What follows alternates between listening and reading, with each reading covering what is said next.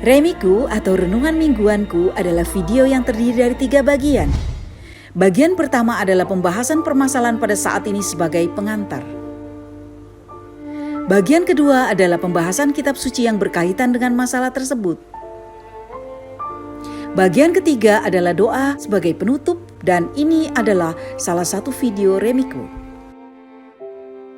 Shalom saudara-saudari yang dicintai Tuhan Yesus. Kita berjumpa lagi dalam Remiku, sukacita damai sejahtera bersama kita semua.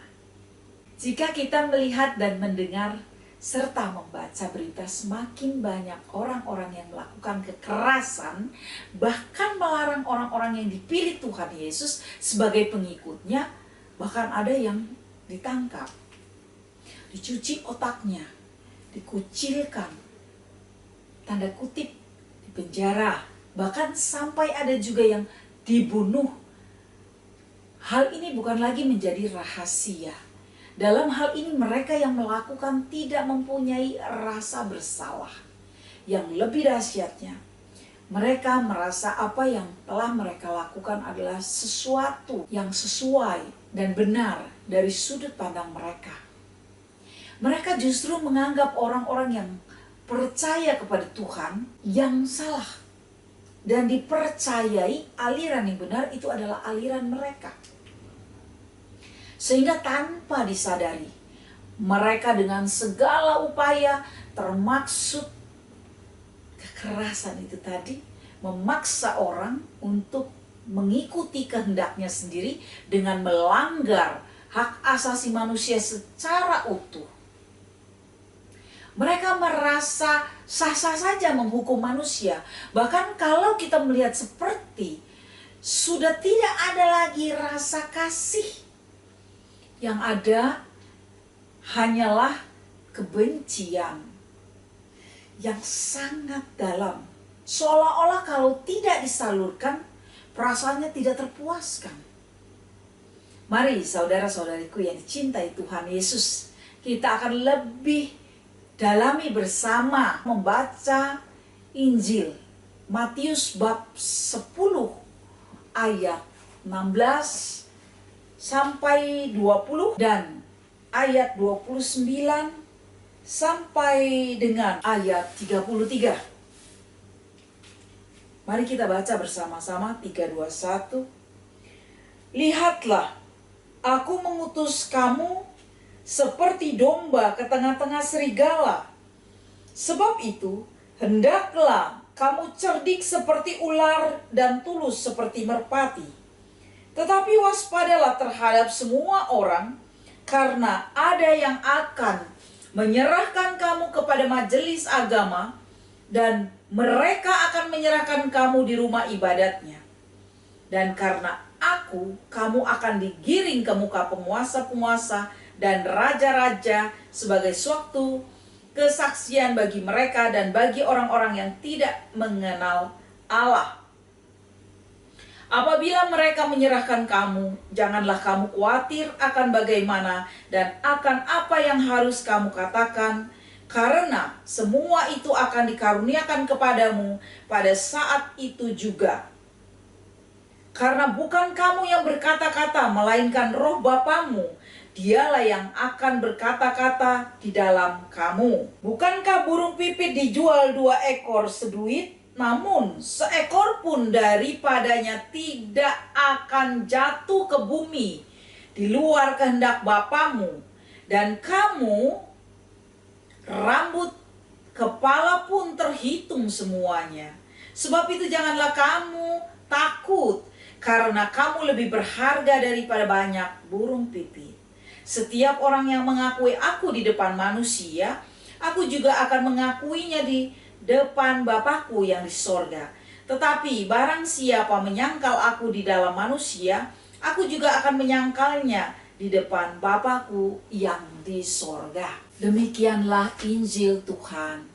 Saudara-saudariku yang dicintai Tuhan Yesus, jika kita sudah menerima Yesus Sang Juru Selamat, maka kita juga sudah siap dengan perutusannya.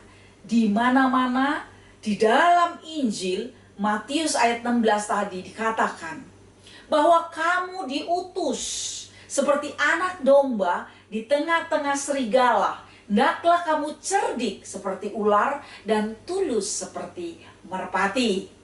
Kita tahu bahwa domba itu tidak bisa memelihara dirinya. Ia lemah, mudah terpisah dari kawannya.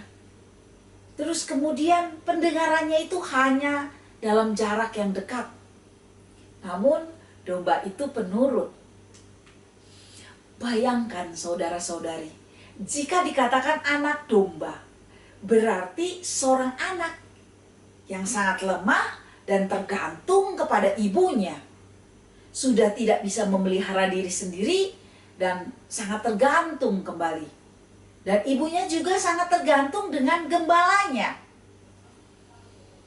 Kalau dilepas di tengah-tengah serigala, wow, mendengar serigala, kebayang gak sih?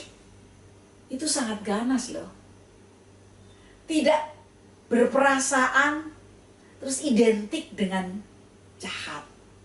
Dari jauh sudah mendengar ada mangsa yang siap untuk diterkam.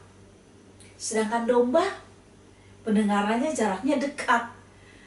Kebayang gak sih? Yang lemah tahu-tahu berada di tempat yang serba ganas. Maka dilengkapi dengan kata-kata hikmat, ya, harus cerdik seperti ular. Jika kita melihat sifat ular, itu adalah dia selalu waspada, berhati-hati, penciumannya tajam, dan dikatakan tulus. Ya, seperti merpati memiliki sifat yang romantis, kasih, setia, kesucian. Jadi kalau saudara-saudari kupas lebih dalam lagi bahwa kita diutus dalam menjalani kehidupan ini, di mana kita harus berpegang pada Allah agar kita tidak terpisah atau terlepas, selalu berjaga-jaga dalam setiap aktivitas kegiatan kehidupan dengan setia dalam kesucian dan kasih, serta selalu tulus atau ikhlas dalam melakukannya.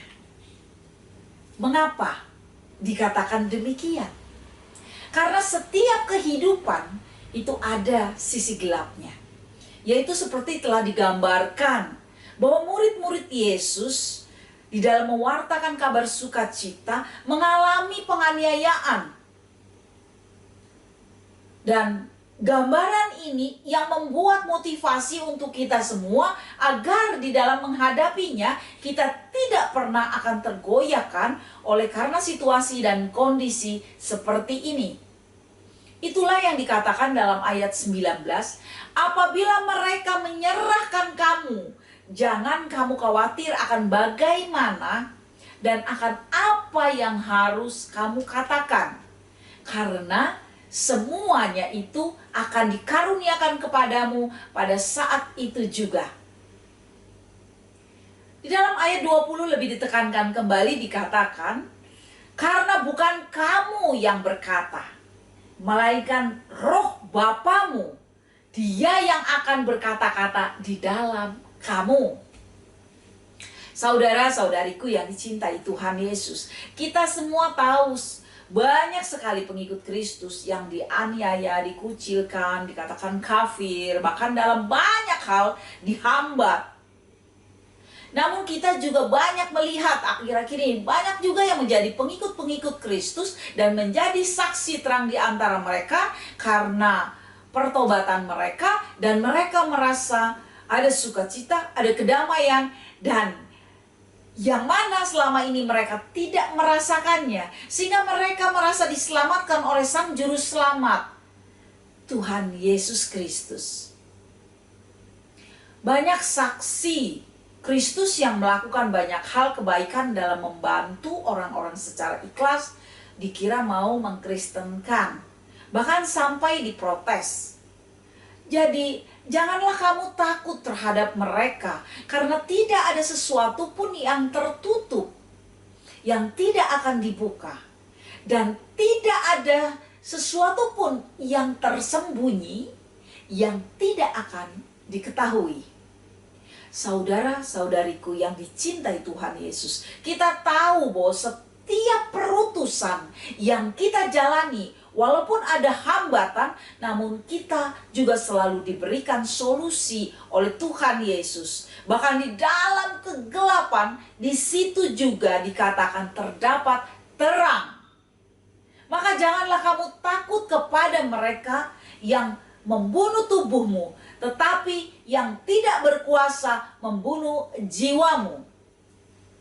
Melainkan takutilah kepada Tuhan yang berkuasa membinasakan baik jiwa maupun tubuh ke dalam api neraka. Dalam ayat 29, bukankah burung pipit dijual 2 ekor seduit? Namun tidak seekor pun daripadanya akan jatuh ke bumi di luar kehendak Bapamu. Dikatakan rambut di kepala terhitung semua. Oleh karena itu, janganlah kamu takut, karena kamu lebih berharga dari banyak burung pipit. Saudara-saudariku yang dicintai Tuhan Yesus, tahukah saudara dan saya sangat berharga? Kita semua pasti mengalami sesuatu yang sangat kita menghargai. Baik itu sesuatu dari pemberian orang lain, kita sangat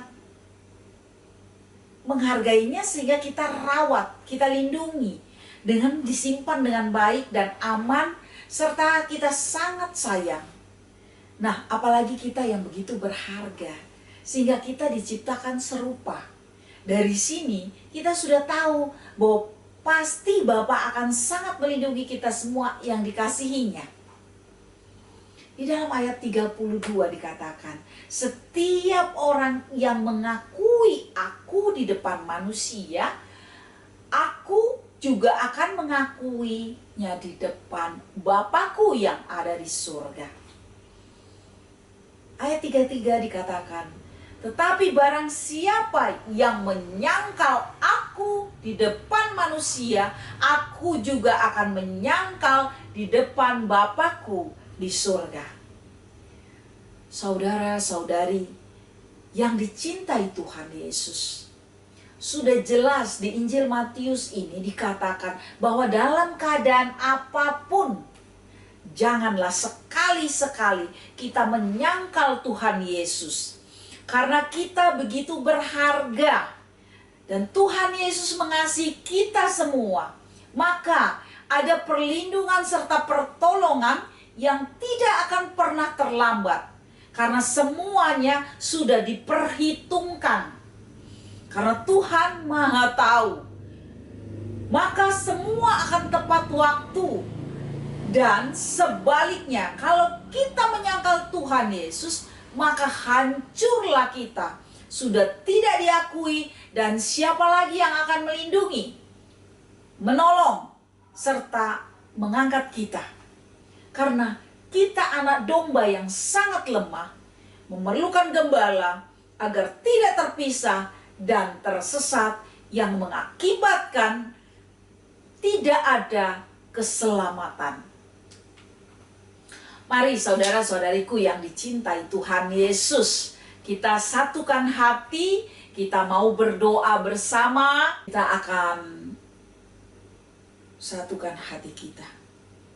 Dalam nama Bapa, Putra, dan Roh Kudus. Amin.